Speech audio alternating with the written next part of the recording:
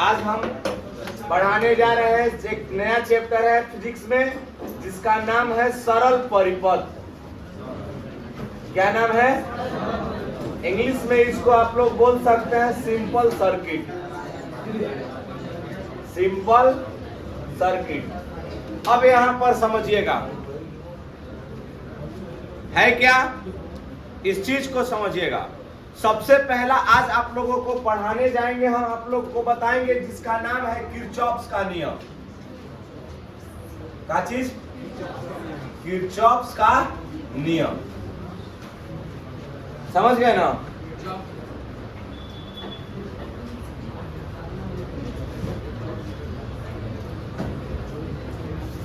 Kirchhoff's law ना।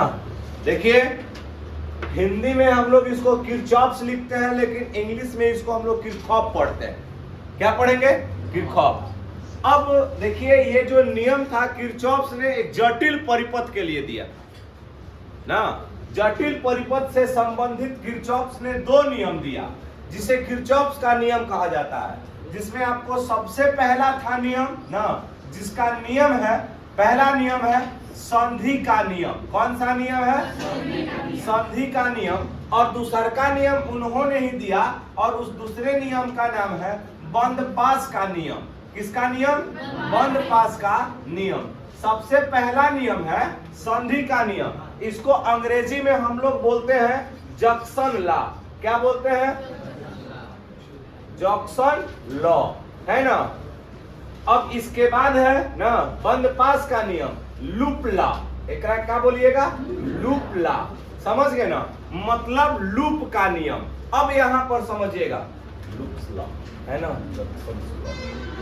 अब यहां पर देखिएगा एक चीज आप लोगों को हम बतला देते हैं। जटिल परिपथ होता क्या है, आइए हम आप लोगों को समझा देते हैं। जटिल परिपथ का मतलब यह हुआ कि जब किसी एक परिपथ में एक से अधिक तार, मतलब कि आपको समझ में न आए कि कौन सा तार कहां जा रहा है और किसका तार का कनेक्शन कौन सा है, उस परिपथ को समझने के लिए ना किरचॉफ्स ने दो नियम दिया। और पहले नियम का नाम था संधि का नियम, और दूसरा का नियम का नाम था कौन चीज?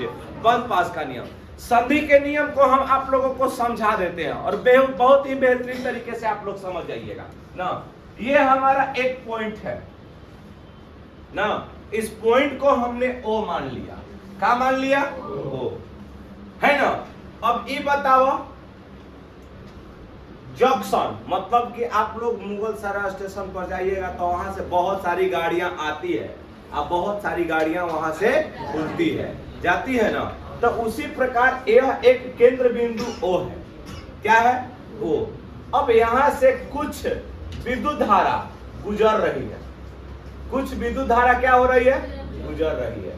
और कुछ विद्युत धारा इस पॉइंट पर क्या हो रही है? आ रही है। ध्यान से समझिएगा, हमने एक पॉइंट लिया, ध्यान से समझिएगा। एक धारा है I1 और दूसरी की धारा कितना है? I2।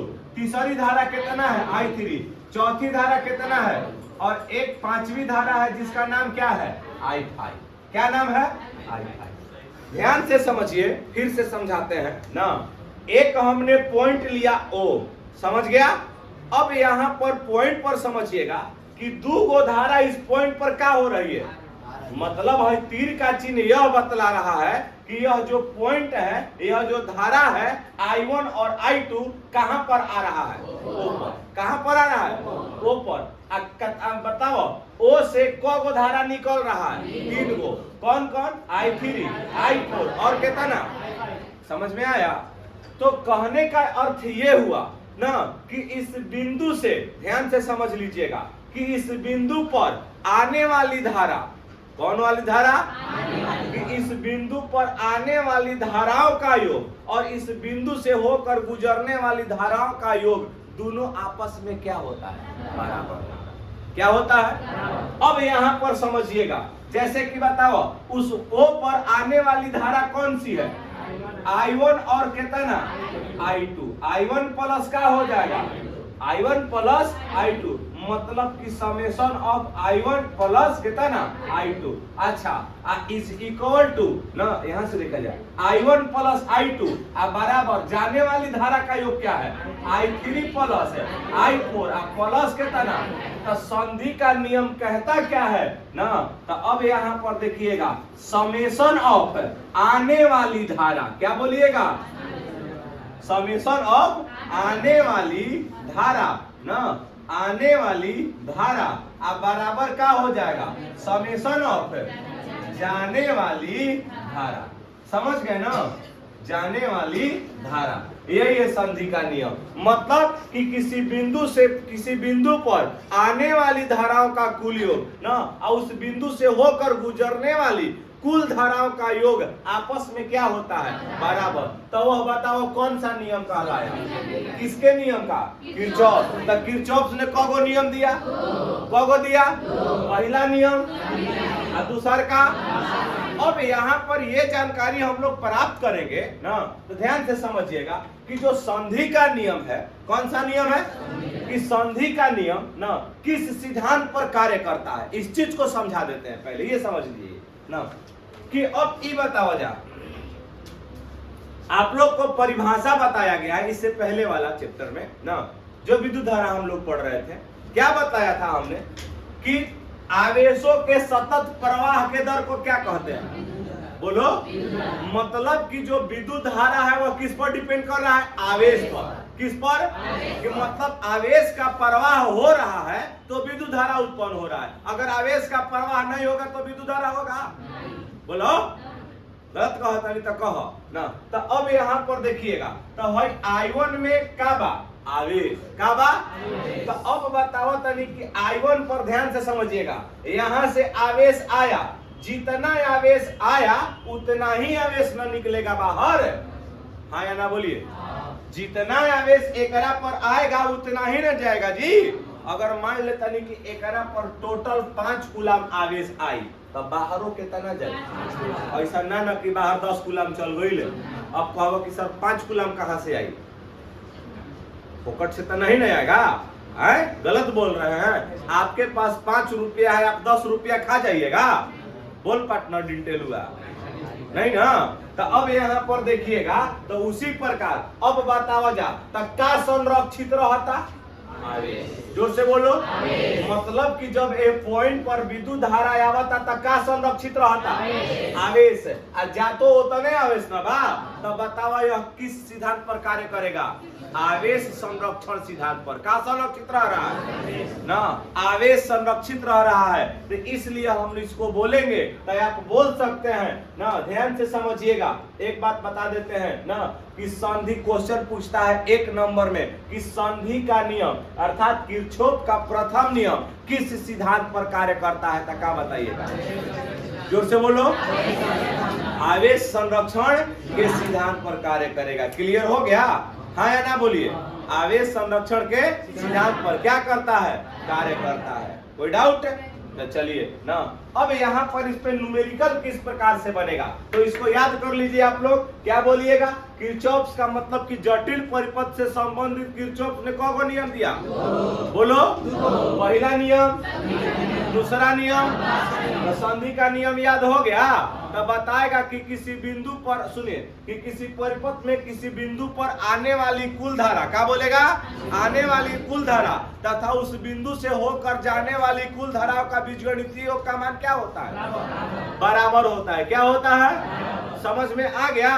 तो अब यानी कि आप लोग इसको बोल सकते हैं ना। आइए, इसका मान माइनस में भी होता है। आइए कैसे, तो हम यहाँ पर लिख सकते हैं I1 प्लस I2, हाई वाला प्लस में बात है आके का में हो जाएगा, माइनस हो सकता है, बोलो हाँ या ना, है ना, हो जाएगा ना, बराबर क्या हो जाएगा, बोलिए।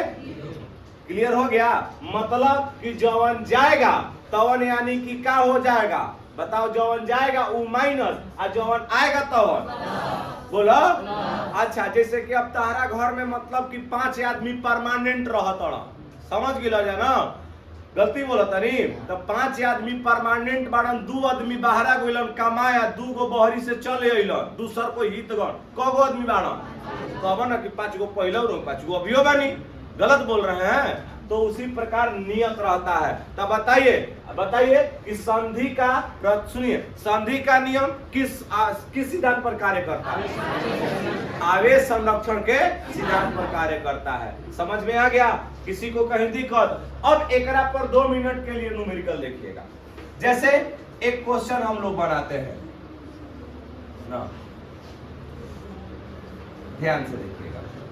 हमने यहाँ एक 2 एम्पियर रखा है, एक 3 एम्पियर रखा है ना, एक 1 एम्पियर रखा है, समझ गए ना, और एक हमने आई रख लिया और एक और यहाँ पर 2 एम्पियर रख लिया।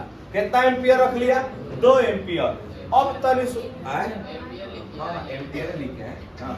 अब बताओ जाके एकरा में अज्ञात धारा का मान बताना है। ई वाला धारा कितना जा रहा है ये मालूम है आप लोगों को? नहीं मालूम है। तो हम सबसे पहले क्या करेंगे? तो नियम कहता है कि समेशन ऑफ कौन धारा बराबर समेशन ऑफ, मतलब कि आने वाली कुल धाराओं का योग बराबर क्या लिखेंगे? तो अब बताओ बबुआ, एकरा पर आने वाली धारा कौन कौन सी है? 2 एम्पियर प्लस क एम्पियर? 2 एम्पियर प्लस बराबर जाने वाली धारा आई प्लस कितना? 2 एम्पियर प्लस कितना? अब तनी बताओ 3 आ 2 क एम्पियर? बोलो 5 एम्पियर। अब बताओ आई प्लस क एम्पियर? और जौन प्लस में बहने आई तो क्या में हो जाएगा? तब 5 एम्पियर माइनस कितना? तो बताओ आई बराबर क्या मिलेगा? आई बराबर, तो मतलब कितना है? आई जाएगा बहरी, तो 2 एम्पियर रख देबो तो 2 2 4 आए कितना? क्या 5 इस 5 के बराबर है? हाँ या ना बोलिए? समझ में आ गया? तो बताओ किरचॉफ के कौगो नियम? जोर से बोलो। बोला पहला, दूसरा। अब बताओ तूने, अब दूसरा समझाएंगे, कोई दिक्कत है? चलिए इतना कर लीजिए।